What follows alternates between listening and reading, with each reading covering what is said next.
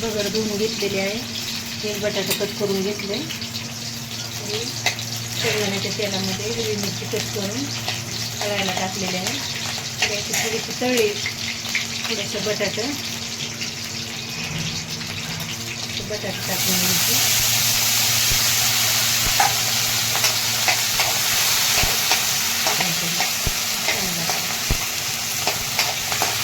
छान असं परतून घ्यायचं म्हणजे शिजतं बटाटा थोडंसं आणि धुवून घेतलेली बगर टाकून घ्यायची।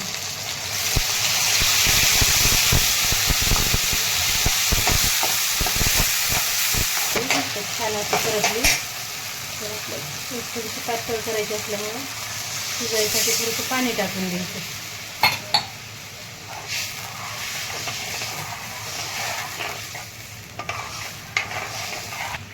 आपल्याला चवीनुसार थोडंसं मीठ टाकून घ्यायचं।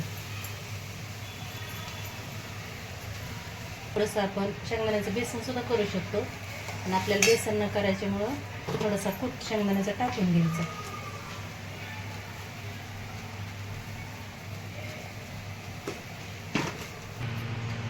तर बगर खाण्यासाठी तयार झालेले आहे। या बगर खायला। व्हिडिओ जर आवडला तर लाईक करा।